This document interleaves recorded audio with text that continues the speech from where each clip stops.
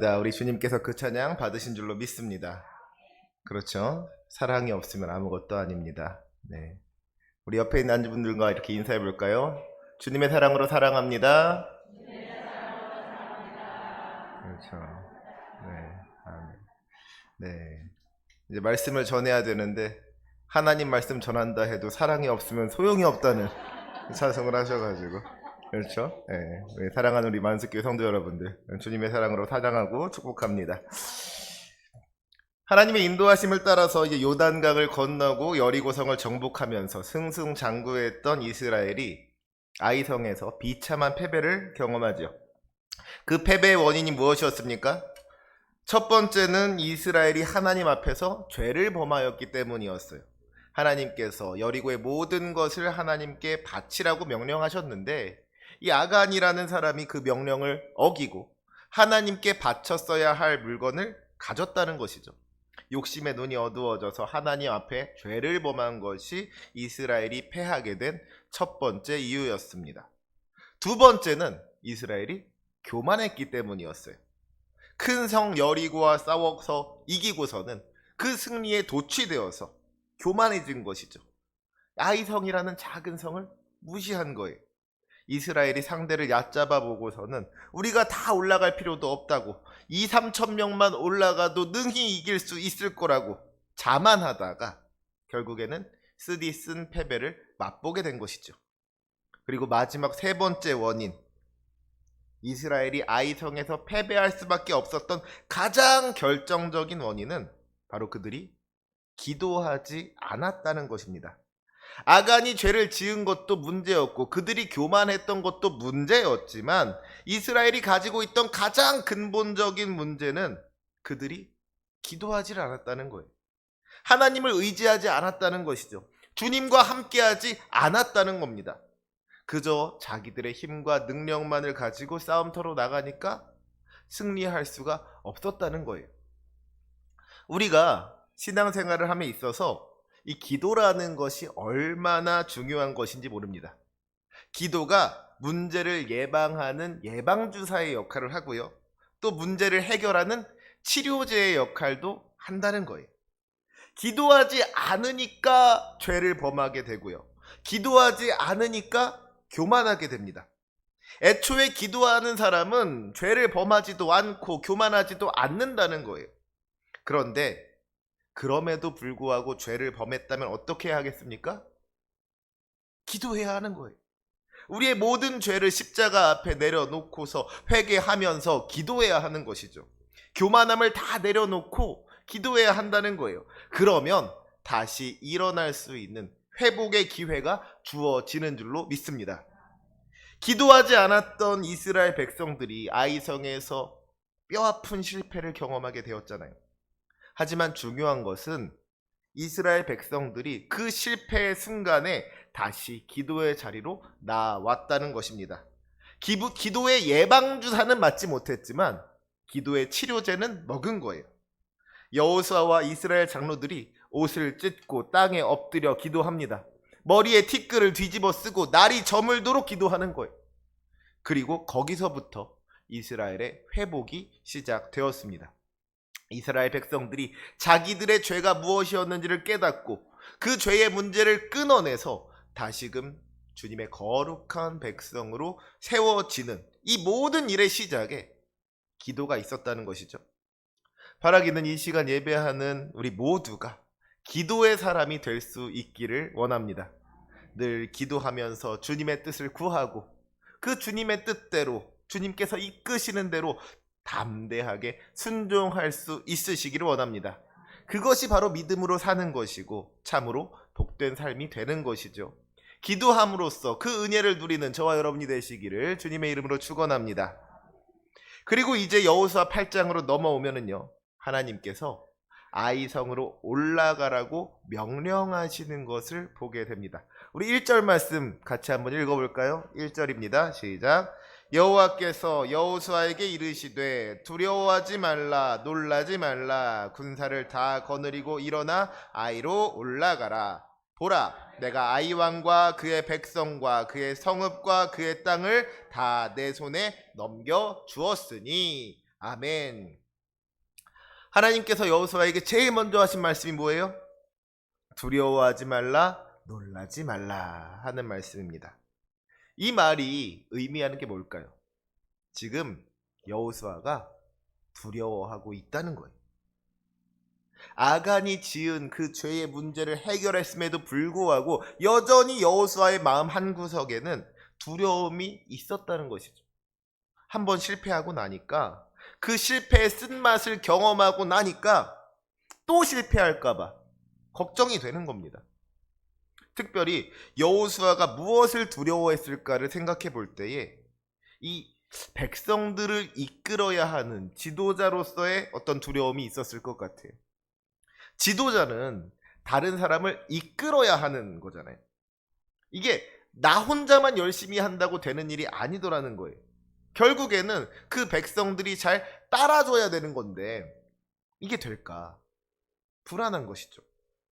지금 아간이라는 한 사람을 잘 다스리지 못해서 그 한 사람의 죄 때문에 온 이스라엘이 패배의 아픔을 경험하지 않았습니까?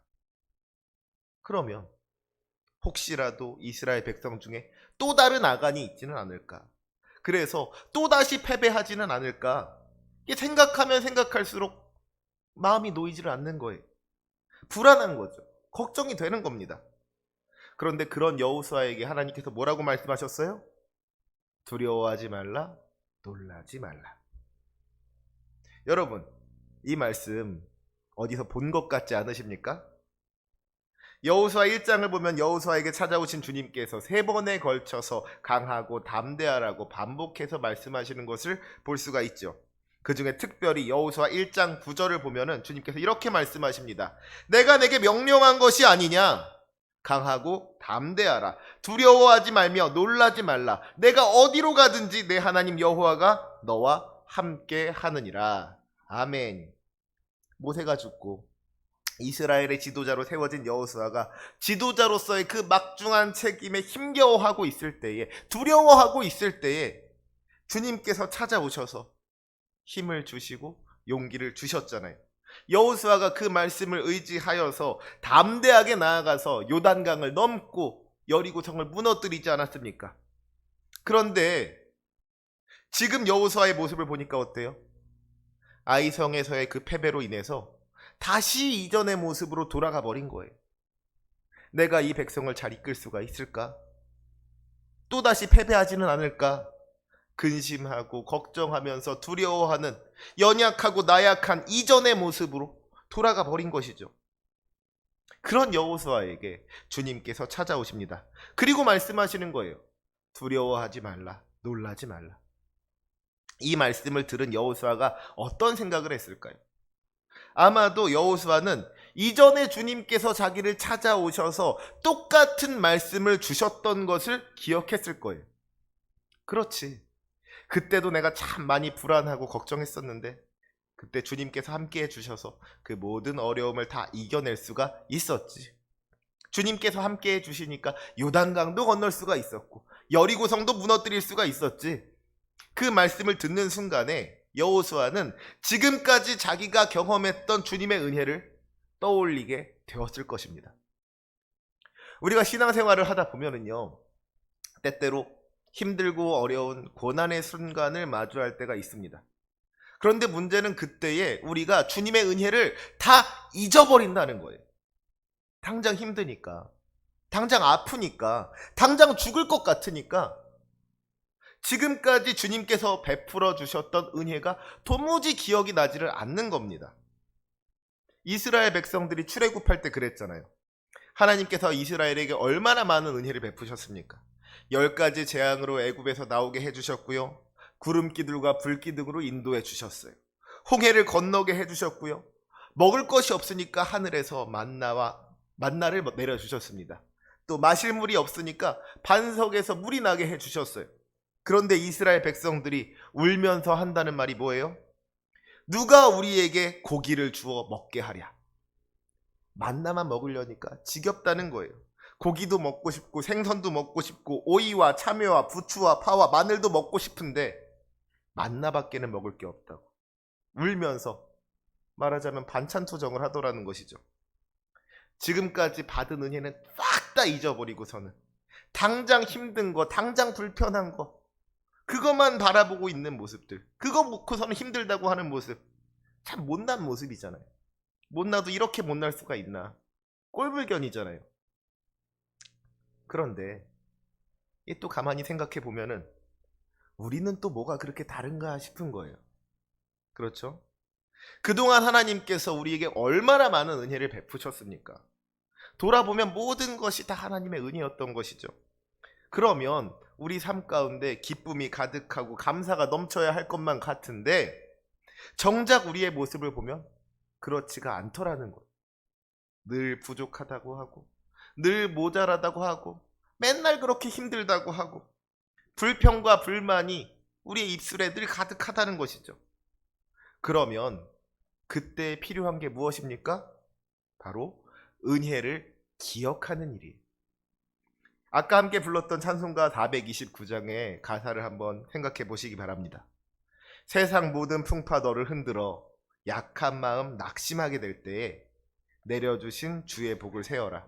주의 크신 복을 내가 알리라. 우리에게 어떤 힘든 일이 생겨서 풍파가 몰아쳐서 흔들리게 되고 낙심하게 되었을 때에 뭐를 해야 되느냐? 은혜를 기억하라는 거예요. 받은 복을 세어보라는 것이죠. 그러면 주님께서 얼마나 큰 은혜를 베푸셨는지를 알게 되고 다시 소망을 회복하게 될 것이다 하는 것입니다. 여호수아도 마찬가지였던 것이죠. 아이성에서의 그 패배를 경험하고 나니까 요단강을 건넌 것도 여리고성을 무너뜨린 것도 아무것도 생각이 나지를 않는 겁니다. 사실 엄밀하게 따지자면 그동안의 승리는 큰 승리였고요. 지금 아이성에서의 패배는 작은 패배인데 그 작은 패배를 이겨내기가 너무 어렵더라는 거예요. 여호수아가 얼마나 좌절하고 절망했는지 여호수아 7장 7절을 보면은요. 여호수아가 이렇게 기도하는 것을 보게 됩니다. 슬프도소이다 주 여호와여 어찌하여 이 백성을 인도하여 요단을 건너게 하시고 우리를 아모리 사람의 손에 넘겨 멸망시키려 하셨나이까. 우리가 요단 저쪽을 만족하게 여겨 거주하였더면 좋을 뻔하였나이다. 저는 여기에서 여호수아의 마음을 우리가 엿볼 수가 있는 것 같아요. 여호수아가 우리가 여리고 성의 승리에 만족했으면 좋을 뻔하였나이다 그러지 않았다는 거예요. 여호수아가 말하기를 우리가 요단 저쪽을 만족하게 여겨 거주하였다면 좋을 뻔하였나이다 하고 말을 합니다. 지금 여호수아가 아이성을 공격하기 전으로 아이성과 싸우기 전으로 돌아가고 싶다고 하지 않고 아예 요단강을 건너기 전으로 돌아가고 싶다고 했다는 거예요. 여기서 요단강을 건너기 전이라는 건 무슨 말이에요? 여호수아가 이스라엘을 이끌기 전을 의미하는 거죠. 그러니까 지금 여호수아는 그저 단순히 아이성의 패배만을 후회하고 있는 게 아닌 겁니다. 자기가 이스라엘의 지도자가 된 것 자체를 후회하고 있는 거예요. 내가 이 백성을 잘 이끌 수가 있을까? 내가 이끈다고 해서 백성들이 잘 따라오기나 할까? 혹시라도 또 다른 아간이 있지는 않을까? 또다시 실패하고 패배하지는 않을까? 요단강을 건너고 여리고성을 정복했을 때 그 기쁨과 감격을 다 잃어버리고서는 요단강을 건너기 전에 나약한 모습으로 돌아가 버린 것이죠. 주님께서는 그런 여호수아의 마음을 아셨던 거예요. 그리고 요단강을 건너기 전에 하셨던 것과 똑같은 말씀을 하시는 겁니다. 두려워하지 말라, 놀라지 말라. 이것은 지금 두려움에 빠져 있는 여호수아에게 용기를 주는 말씀이면서 동시에 이전에 주셨던 은혜를 떠올리게 하는 말씀인 것이죠. 하나님께서 여호수아가 잊고 있던 은혜를 다시 기억나게 하셨다는 거예요. 주님께서 주신 약속을 다시 생각나게 하신 것이죠. 그리고 그 말씀 때문에 그 말씀을 의지하여서 여호수아가 다시 일어날 수가 있게 된 줄로 믿습니다. 사랑하는 우리 성도 여러분, 은혜를 기억하시기 바랍니다. 우리 주님의 약속을 기억하시기 바랍니다. 지금 당장의 어려움에만 집중하다 보니까 일어나지를 못하는 거예요. 주저앉게 되는 겁니다. 하지만 우리가 눈을 들어서 주님을 바라볼 때 다시 일어날 수 있는 힘을 얻게 될 줄로 믿습니다. 지금까지 주님께서 얼마나 많은 은혜를 베푸셨는지를 기억하고 또 주님께서 얼마나 많은 복을 예비해 주셨는지 그 주님의 약속을 기억하면 그 어떤 시련과 환난 속에서도 그 어떤 실패의 아픔 속에서도 다시 일어날 수 있게 될 줄로 믿습니다. 문제보다 크신 주님을 의지하면서 두려워하지 말고 놀라지 말고 믿음으로 담대하게 나아갈 수 있는 저와 여러분이 되시기를 주님의 이름으로 축원합니다. 이제 주님께서 말씀하시는 거예요. 군사를 다 거느리고 일어나 아이로 올라가라. 보라, 내가 아이 왕과 그의 백성과 그의 성읍과 그의 땅을 다 내 손에 넘겨 주었으니. 하나님께서 아이 성을 주실 것이라고 말씀하지 않으시죠? 이미 넘겨 주셨다는 거예요. 아이 성이 이스라엘 백성이 힘써 싸워서 얻어내야 하는 땅이 아니라 하나님께서 이미 주신 땅이라는 것이죠. 믿음으로 그냥 받기만 하면 되는 땅이라는 거예요. 사실은 이건 역시도 주님께서 이전에 주셨던 말씀을 생각나게 하는 말씀이죠. 여호수아 6장 2절에서 주님께서 뭐라고 말씀하셨어요? 보라, 내가 여리고와 그 왕과 용사들을 내 손에 넘겨 주었으니 그러셨잖아요. 그 말씀을 붙잡고 나아갔더니 승리하지 않았습니까?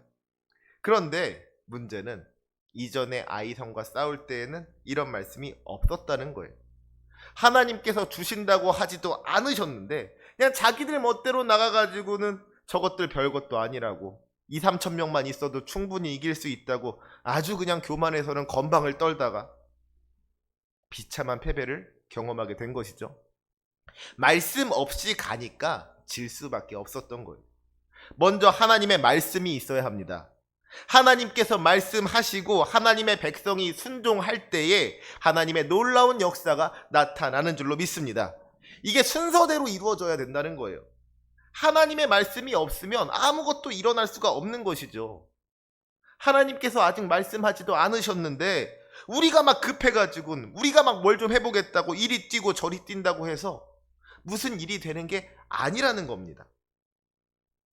우리의 지혜로 되는 게 아니고요. 우리의 힘과 능력으로 우리의 열심으로 되는 게 아니라는 거예요. 말씀에 능력이 있습니다. 믿으십니까? 바라기는 우리가 그 말씀의 사람이 되기를 원합니다. 말씀을 듣고 그 말씀에 순종하는 사람, 말씀을 붙잡고 말씀의 능력으로 승리하는 사람, 그리하여 하나님의 말씀을 이루어 나가는 사람, 그 사람이 이 시간 예배하는 우리 모두가 되기를 주님의 이름으로 부탁을 드립니다. 이제 하나님께서 이스라엘에게 아이성을 주셨다고 했어요. 아이 왕과 그의 백성과 그의 성읍과 그의 땅을 다 내 손에 넘겨 주었으니 했습니다. 그런데 그 성을 어떻게 넘겨주시죠? 우리 2절 말씀 같이 한번 읽어보도록 하겠습니다. 2절입니다. 시작. 너는 여리고와 그 왕에게 행한 것 같이 아이와 그 왕에게 행하되 오직 거기서 탈취할 물건과 가축은 스스로 가지라. 너는 아이성 뒤에 복병을 둘지니라 하시니. 아멘. 주님께서 주신 방법이 뭐였어요? 너는 아이성 뒤에 복병을 둘지니라. 아이성을 정복하는 방법으로 복병이라는 방법을 사용하시겠다고 한 거예요. 여기서 우리가 알아야 할 것은요, 우리 주님께서 다양한 방법으로 역사하신다는 것입니다. 먼저 여리고성과 싸울 때는 어땠죠? 백성들로 하여금 여리고성 주변을 돌게 하셨어요. 하루에 한 바퀴씩 그 성 주변을 돌다가 마지막 7번째 날에는 7번을 돌고 나팔을 불며 소리쳤더니 그 성이 무너져 내렸다는 것이죠. 그런데 이번에는 어떻게 하라고 하셨다고요? 너는 아이성 뒤에 복병을 둘지니라. 하나님께서 같은 방법을 사용하지 아니하시고 새로운 방법을 사용하셨다는 겁니다. 여리고성에서나 아이성에서나 주님께서 같은 말씀을 주셨어요. 보라, 내가 그 땅을 다 내 손에 넘겨 주었다. 그런데 그 말씀을 이루시는 방법은 같지가 않았다는 겁니다.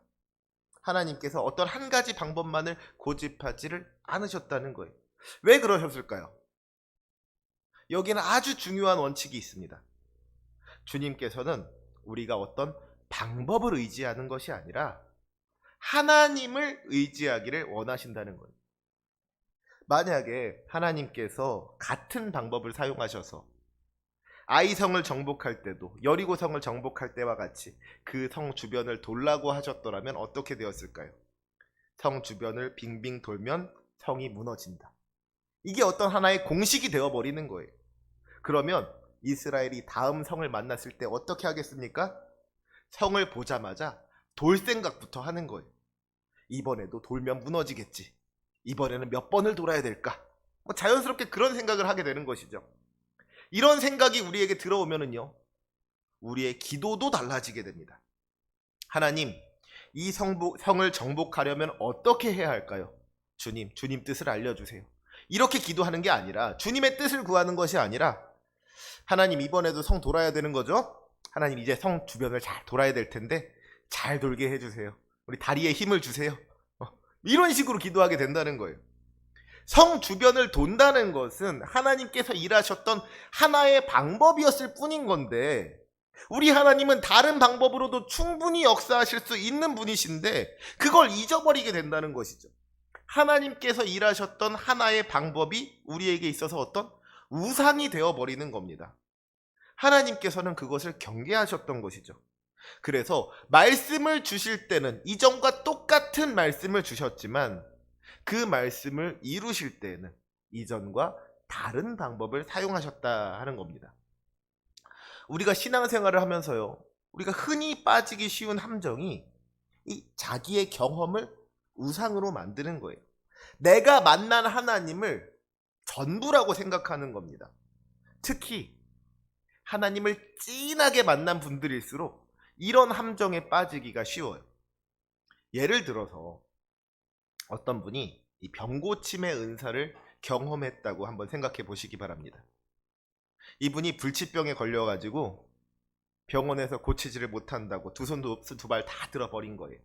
그래서 이제는 내가 의지할 것이 주님밖에 없습니다. 주님 나를 도와주세요. 주님 나를 좀 고쳐주세요. 주님 나를 좀 살려주세요. 간절하게 기도했더니 주님께서 정말로 이 사람을 만나주셔서 고쳐주신 거예요. 병원에선 절대로 못 고친다고 했는데, 이제 조금 있으면 죽는다고 했는데 하나님께서 살려주신 것이죠. 얼마나 감사한 일이에요. 이런 일도 우리가 가끔씩 경험하잖아요. 그런데 문제는 이 일을 경험하고 나서 그 다음부터 이분이 병원에를 안 가는 거예요. 야, 의사들 그거 다 소용없다고 그러면서 병원을 다 끊어버리는 겁니다. 야, 기도하기만 하면 다 고쳐주시는데 의사들 만날 필요가 뭐가 있느냐고. 우리 주님이 최고라고. 기도하기만 하면 다 고쳐주시는데 병원 뭐하러 가냐 그러면서 병원을 다 끊어버리는 거예요. 그것도 모자라서 주변에 아픈 사람들 막 쫓아다니면서 나 좀 보라고. 병원에서 못 고친다고 했는데 기도하니까 나았다고. 너도 병원 가지 말고 나랑 같이 교회 가자고. 나랑 같이 교회 가서 기도하자고. 기도만 하면 아무튼 다 고침받을 수가 있다고. 기도하면 다 나을 수가 있다고. 그런다는 것이죠. 그러면 이분의 믿음을 좋은 믿음이라고 할 수가 있을까요? 이분의 믿음을 건강한 믿음이라고 할 수가 있을까요? 아니죠. 그건 아닐 거예요. 이건 사실 하나님의 능력을 제한하는 겁니다.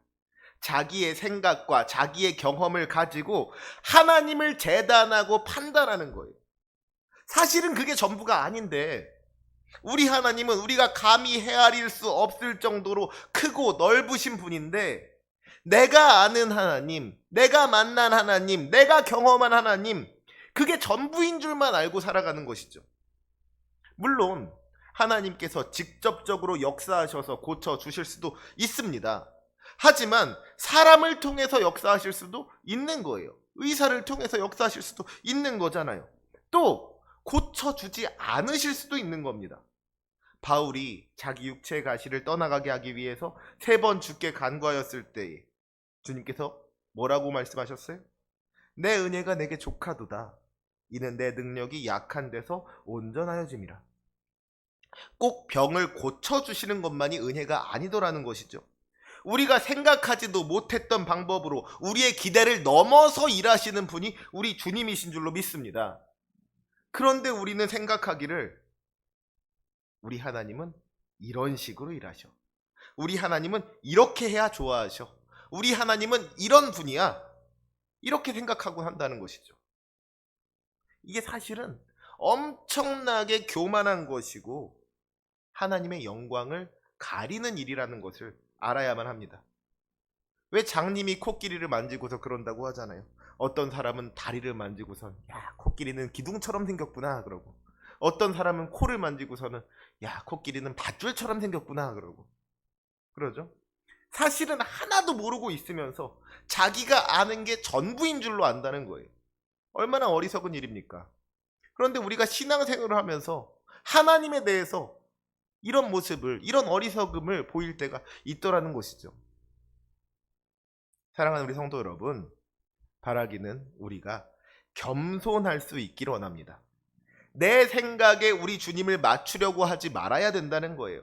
내 생각을 주님의 생각으로 포장하려고 하지 말아야 한다는 것입니다. 주님께서 나를 어디로 이끄시든지 그저 순종하겠습니다. 주님께서 어떤 방식으로 일하시든지 그저 따르겠습니다. 내가 원하는 대로가 아니라 우리 주님께서 원하시는 대로 주님의 뜻이 내게 이루어지기를 원합니다. 이것이 우리의 기도가 되어야 할 줄로 믿습니다. 예수님의 기도가 그랬잖아요. 내 아버지여, 만일 할만하시거든 이 잔을 내게서 지나가게 하옵소서. 그러나 나의 원대로 마시옵고 아버지의 원대로 하옵소서. 아멘. 내 생각대로 되는 것이 아니라 하나님의 생각대로 되어야 할 줄로 믿습니다. 내 계획대로 되는 것이 아니라 하나님의 계획대로 되어야 할 줄로 믿습니다. 우리를 사랑하시는 신실하신 주님께서 우리에게 은혜 베푸실 것을 믿으면서 주님께서 이끄시는 대로 그저 순종하면서 나아갈 때에 우리가 생각하지도 못했고 우리가 감히 기대하지도 못했던 주님의 크신 은혜를 경험하게 될 줄로 믿습니다. 그저 하나님의 뜻을 구하면서 믿음으로 순종할 수 있는 저와 여러분이 되시기를 주님의 이름으로 축원합니다. 이처럼 우리 주님은 다양한 방법으로 역사하실 수 있는 분이세요. 어떤 한 가지 방법에 매여 있는 분이 아니라는 것이죠. 그런데 특별히 아이성을 정복하기 위해서 주님께서 사용하신 방법이 복병이었다는 것에 우리가 또 주목해 볼 필요가 있습니다. 여러분, 복병이 뭐예요? 숨어 있는 거예요. 그렇죠? 적군 몰래 숨어 있는 것이죠. 몰래 숨어 있다가 갑자기 나타나 가지고 공격을 하는 거예요. 그런데 복병을 사용하려면 한 가지 전제가 있습니다. 우리가 숨어 있는 곳으로 적들이 와야 된다는 거예요. 우리가 숨어 있는 곳으로 적들이 오지를 않으면 아무리 잘 숨어 있어도 아무런 소용이 없는 것이죠. 그냥 숨어 있다가 끝나는 거예요. 그러니까 사실 공성전을 함에 있어서 이 복병이라는 것은요, 그렇게 효과적인 전술이 아닙니다. 지금 이스라엘이 아이성을 공격하는 입장이잖아요. 만약에 아이성 사람들이 성문을 다 걸어 잠그고 나오지를 않는다 그러면 어떻게 되겠어요? 아무런 일도 일어나지를 않는 거예요. 아무리 잘 숨어 있어 봐야 싸움 자체가 되지를 않는 겁니다. 복병으로는 사실 성을 무너뜨릴 수가 없다는 거예요. 아이성 사람들이 성문을 열고 나와서 이스라엘로 공격해 들어올 때에 비로소 이 복병이라는 전략이 효과가 있게 되는 것이죠. 그렇지 않으면 복병은 아무 의미 없는 겁니다. 그러니까 여기서 우리가 발견할 수 있는 하나님의 섭리가 있어요. 하나님은 우리의 실패까지도 사용하시는 분이시다 하는 겁니다. 이스라엘이 아이성을 상대하면서 복병이라는 전략을 사용할 수 있었던 이유가 어디에 있어요? 이스라엘이 이전에 아이성에서 패배했기 때문인 거예요. 이스라엘이 아이성에 쳐들어갔다가 비참하게 도망쳤기 때문입니다. 만약에 이스라엘이 처음부터 복병이라는 전략을 사용하려고 했다면 어떻게 되었겠어요? 아이성 사람들이 성 밖으로 나오지 않았을 거예요. 안 그래도 가나안 사람들이 이스라엘 백성들을 두려워했잖아요. 그들이 요단강을 건너고 여리고 성을 무너뜨렸다는 소리까지 들었으니 이제 얼마나 무서워했겠습니까? 감히 이스라엘과 상대할 엄두도 내지 못했을 거예요. 아마도 아이성 사람들도 여리고성 사람들처럼 문을 다 걸어 잠그고서는 그 안에서 두려워 떨었을 겁니다. 그런데 어떻게 되었어요? 이스라엘 백성들이 한껏 교만해져서는 3,000명만 데리고 싸우러 갔다가 비참하게 패배했잖아요. 이스라엘 백성들이 아이 사람들 앞에서 막 도망쳤다는 거예요. 아이 사람들이 성문 앞에서 스바림이라는 곳까지 쫓아갔다는 겁니다. 이 패배의 경험이 있었기 때문에 이제 비로소 이스라엘이 복병이라는 전략을 사용할 수가 있게 된 거예요. 이스라엘이 복병을 숨겨놓고 아이성으로 나아가서는 싸움을 겁니다. 그리고 이번에 또 진 것처럼 거짓으로 패한 척해서 도망치는 거예요. 그러니까 아이 사람들이 이스라엘 백성들을 쫓아가지요. 이번에도 자기들이 이긴 줄 알고 성문을 닫을 생각도 하지 않고 온 백성이 다 이스라엘을 추격했다고 했습니다. 그런데 어떻게 되었어요? 짜잔. 이스라엘 백성들이 숨어 있었던 것이죠. 매복하고 있었던 거예요. 그래서 아이 백성들이 앞뒤로 포위되어 가지고는 한 사람도 남거나 도망하지 못하게 되었다 그랬습니다. 이스라엘이 놀라운 승리를 거두게 된 것이죠. 중요한 것은 그 승리를 위해서 하나님께서 이스라엘의 패배를 사용하셨다는 것입니다. 만약에 여리고성 때처럼 하나님께서 직접 아이성을 무너뜨리셨다면 어땠을까요? 아니면 이스라엘이 정면으로 아이성과 맞서 싸워서 이겼더라면 어떻게 되었을까요? 이전에 아이성에서 했던 그 패배는, 이스라엘의 패배는 아무런 의미 없는 실패로만 기억되었을 거예요. 그런데 지금 하나님께서 복병이라는 방법을 사용하시니까 어떻게 돼요? 지난날의 패배가 의미를 갖게 되는 겁니다. 그 패배가 쓸모없는 일이 아니게 되는 거예요. 그날의 패배가 있었기 때문에 오늘 우리가 승리할 수 있었구나. 그날의 패배가 오늘의 승리를 위한 과정이었구나. 지나간 일들이 새롭게 해석되는 것이죠. 이것이 바로 우리 주님의 은혜인 줄로 믿습니다. 아무런 의미 없이 지나간 시간인 줄 알았는데, 그냥 버려지고 낭비된 시간인 줄 알았는데, 사실은 그때에도 우리 하나님께서는 일하고 계셨다는 것을 깨닫게 되는 것이죠. 그 모든 것이 하나님의 영광을 위해서 사용된 시간들이었구나 하는 것을 알게 해주신다는 거예요. 우리 주님은 우리의 성공만을 사용하시는 것이 아니라 우리의 실패까지도 사용하시는 분이신 줄로 믿습니다. 우리의 강점만을 사용하시는 것이 아니라 우리의 약점까지도 사용하시는 분이 우리 주님이시라는 거예요. 아픈 상처들, 잊고 싶은 기억들, 좌절하고 절망한 그 모든 순간들까지도 다 우리 주님께 드릴 수 있으시기를 바랍니다.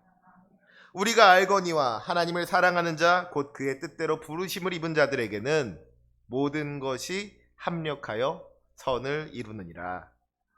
그렇죠? 우리가 가지고 있으면 그냥 아픔이고 슬픔이 있지만 그것을 하나님께 올려드리면 하나님께서 그 모든 것을 하나님의 선한 뜻을 위하여 사용하여 주실 줄로 믿습니다. 실패했을 때 그저 낙심하여 주저앉는 것이 아니라 그 상한 마음을 가지고, 그 상한 심령을 가지고 주님께로 나아가야 한다는 거예요. 그 상한 심령을 주님께로 올려드려야 한다는 것입니다. 그때에 우리 주님의 회복의 역사가 나타나게 될 줄로 믿습니다. 패배의 자리로부터 승리를 이루시는 우리 주님의 능력을 경험하게 된다는 것.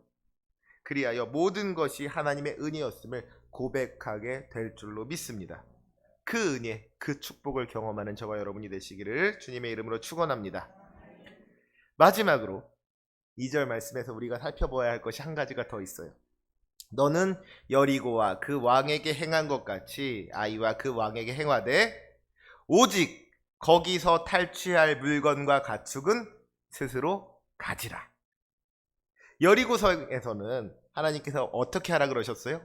이 성과 그 가운데 있는 모든 것을 여호와께 온전히 바치라고 그러셨어요. 아간이 그 말씀을 어기고 하나님께 바쳐야 할 것을 자기가 챙겼다가 죽게 되었잖아요. 그런데 아이성에서는 거기서 탈취할 물건과 가축은 스스로 가지라 이렇게 말씀하셨다는 거예요. 전리품을 가지는 것을 허락해 주셨다는 것이죠. 여러분, 왜 여리고성에서는 다 바치라고 하시고 아이성에서는 가지는 것을 허락해 주셨을까요?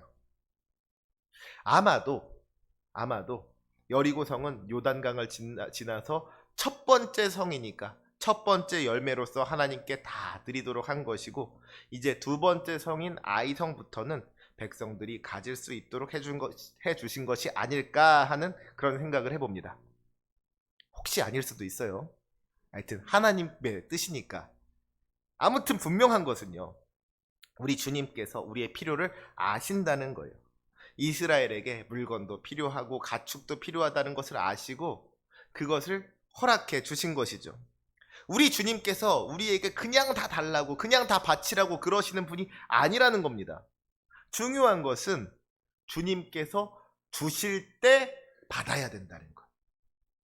주님께서 어련히 다 알아서 챙겨 주실 텐데 그걸 기다리지 못하고서 욕심을 내니까 문제가 생긴다는 것이죠. 바치라고 하실 때는 좀 바치고 가지라고 하실 때는 좀 가지고 그래야 된다는 거예요. 그러면 아무런 문제가 없을 텐데 바치라고 하셨을 때에 가지려고 하니까 그러다가 망하는 것 아니겠습니까?